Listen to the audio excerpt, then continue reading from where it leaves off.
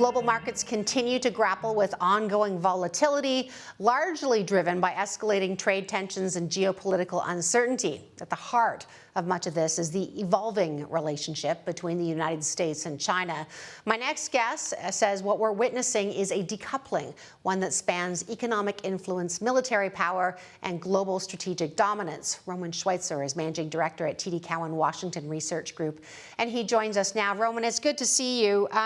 So I have a nice, simple question to start off with, and this might be the only question I get to ask you. But, you know, the tariff dispute, I think a lot of people understand, is part of a much larger thing that is happening around the world.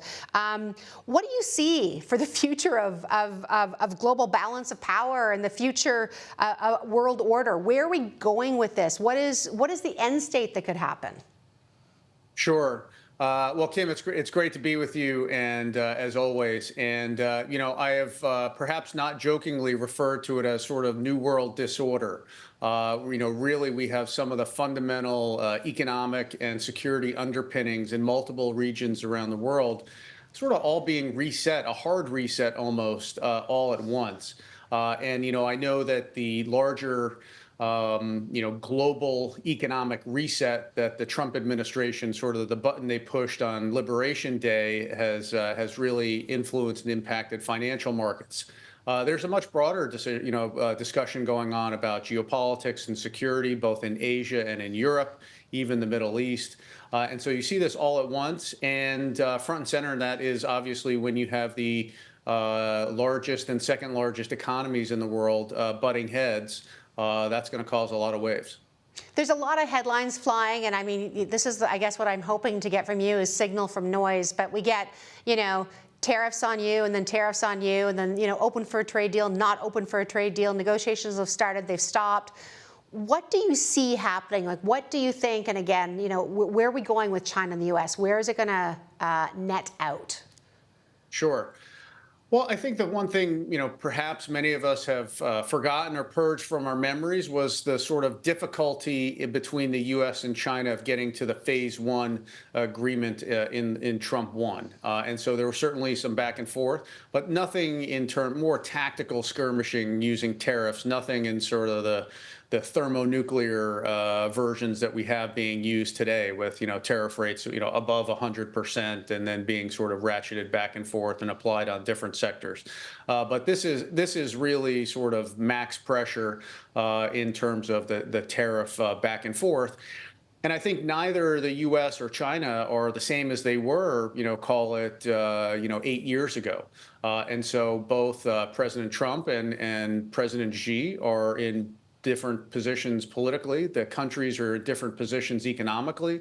And honestly, the world has shifted as well. So the parameters of this fight are much, much different.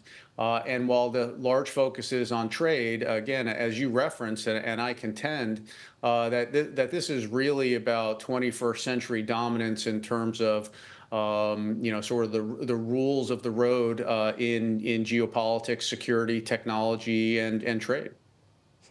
So, you know, we kind of look in terms of who's got the stronger position when you're negotiating. And I mean, you know, again, when you consider everything, it's difficult sometimes with things changing as much. And you mentioned even the different, you know, their own popularity, let's say, as leaders and those types of things as well. But what are you watching to understand how this will unfold?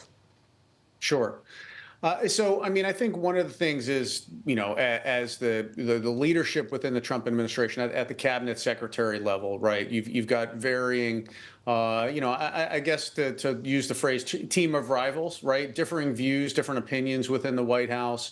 You know, is the Trump administration unified of thought? Probably not, right? You've got the Treasury Secretary and Commerce Secretary sort of pushing one agenda or one type of plan, and then some more hawkish members, National Security Advisor, Secretary of State. Obviously, they have a different worldview or even a more hawkish view towards China and others. And I think the one variant or variable that folks really haven't considered is the difference in approach that we kind of all knew was coming, but you know, the European factor, the EU factor. President Trump has decided to take up a trade war also with the EU, whereas under the Biden administration, and perhaps even towards the tail end of the first Trump administration, we were kind of looking at the U.S. and EU versus China, and maybe versus or against is not the right term, right? But now it's almost like there are multiple independent variables, and the EU is wondering, hey, which way do I go here, and what's better long term for us? How long do you think it's going to take? I mean, are you able to say when you think there could be a deal, if you think there will be a deal between the U.S. and China? Like, is this going to take, weeks, months, years? What is your sense right now?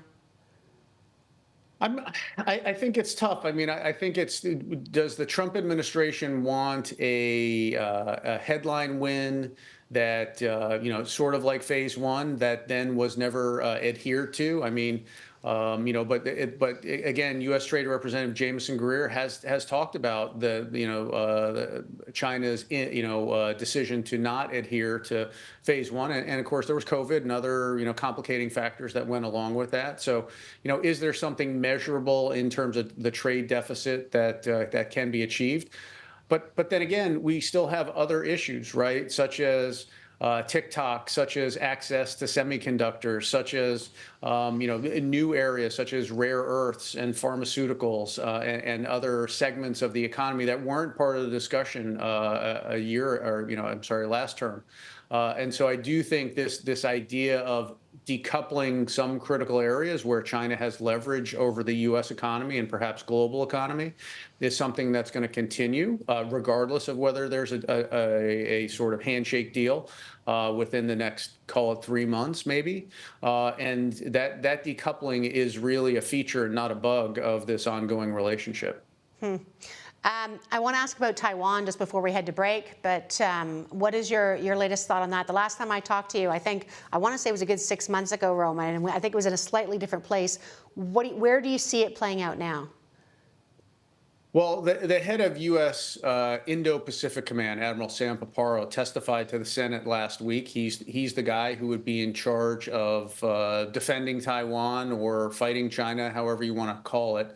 And the one thing that he stressed is that we've seen more and more, I think over a 300% increase in Chinese military activities around Taiwan. And I think that the really important thing is that he described these are not military exercises, but these are dress rehearsals for the forcible unification with Taiwan. And they have really increased in their scope and span and ability to sort of put a dome over Taiwan to encircle the island. And so, as Xi Jinping has talked about, that he had wanted, sort of a 2027 timeline in terms of the ability to perhaps do that and make that decision. And obviously, look, the world has, or certainly the U.S. and largely the world has not decoupled from Taiwanese semiconductors at TSMC. And I think it's also something else very important to think about. And I'm relying on this stat not from myself, but from semiconductor experts, that 95% of the world's leading edge semiconductor fabrication capacity is within 100 miles, because most people think, okay, well, that's TSMC in Taiwan, but you also have Samsung, which is, within artillery range of North Korea, and which is, about 100 miles from China. So, I mean, it is still China has a lot of leverage, and it just depends on what levers it and how serious it wants to be. I want to start talking about Iran. We'll put China aside for a moment. Tell me, what you see happening right now, and again, just the escalation that's been taking place. Sure. I think this is one of the most fascinating areas. I mean, obviously, we've seen the, sort of U.S.-China relationship, knew that was coming, Russia and Ukraine, but really the events in the Middle East over the last 2 years have really been tectonic. Obviously, you've had the horrible incidents back and forth between Israel and Hamas in Gaza. Hezbollah has been neutralized in Lebanon. You've had the collapse of the Syrian government and a new government there. And then you've had sort of the ongoing fight between, well, the Houthis and the Israelis and the U.S. military. So the region has been incredibly volatile and active. But really, the one centerpiece, as U.S. defense officials, national security officials have talked about it, is Iran has been that key player in the region. And many of their clients or proxies in the region have been severely weakened. And of course, there is the larger issue of Iran potentially getting a nuclear weapon, which certainly the Israelis would not like to see, the Saudis would not like to see, and I really doubt President Trump would like to go down in history as, you know, being the U.S. president under which Iran went nuclear. So the stakes could not be higher, but also the change could potentially not be greater. I think people within the Trump administration believe this is a generational opportunity to sort of reset the strategic outlines within the Gulf region. The first foreign leader to call President Trump was Mohammed bin Salman of Saudi Arabia. President Trump's first trip will be to the Middle East next month. He will be visiting Saudi.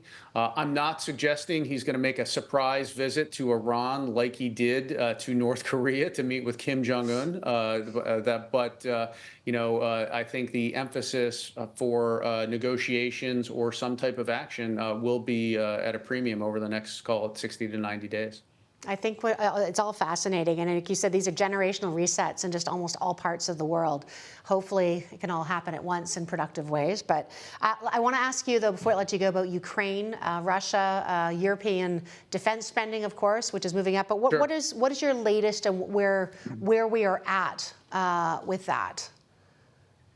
Look, I mean, Vladimir Putin is a tough negotiator. I think he thinks he has the upper hand. You've obviously had some unusual back and forth between the President Trump and Ukrainian President Vladimir Zelensky, and the Europeans are kind of wondering what all to make of this. I am not necessarily optimistic that we'll get a sustainable peace deal. I mean, let alone even just a casual ceasefire anytime soon.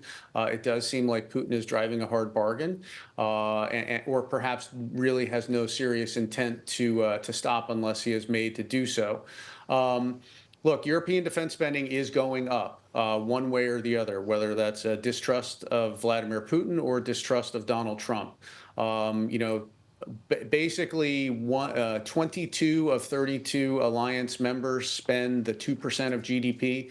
Most NATO foreign ministers are sort of talking about going up to 3.5% of GDP. That's an additional $300 billion a year on defense. And I think that is probably one of the larger sustainable stories. Certainly European economies are going to have to figure out how to find that spending. But again, there is some benefit to that in terms of, these are high-tech industries in many cases and positive for jobs. And I would imagine a lot of that European spending will probably over time be spent on more European products. I mean, that's one of the sort of points of contention right now with the risk to U.S. defense companies. Yeah, and I was just going to ask you just to wrap up. I mean, that U.S. defense spending, that I'm sure there's so many interesting things in terms of what it is spent on versus what it used to be spent on, and then to your point, where it is spent. As you hear President Trump talk about the fact that you may get some version of something, but maybe not the best version because of whatever reason. It's probably put a chill on a few things, right? Yeah. Well, look, I mean, again, going back to around the election and the announcement of DOGE and other things, I think there was a sense that U.S. defense spending was going down, or that it was going to be, because of the larger issues about structural financing and debt and whatnot. I have been of the opinion that it's going to go up, and that I have found it difficult to believe that a Republican president and Republican Congress would cut spending. I'm not right yet, but it's looking like I may be. President Trump talked about a $1 trillion defense budget. Both the House and Senate have passed a reconciliation bill that would include $150 billion in mandatory spending for defense, so that would be additive as well. And I think the idea of shifting focus to really the Indo-Pacific gets to that larger issue, kind of like what you were talking about. Excuse me, about technology. So the nuclear triad. President Trump has talked about missile defense, which is now, as you might suspect, appropriately monitored as Golden Dome. And then, of course, there is a shipbuilding executive order in terms of talking about increasing U.S. shipbuilding, both military and commercial. So, I mean, there is a real big focus on increased spending, and then particular areas of that this administration, I think, is going to continue to press over the next several years.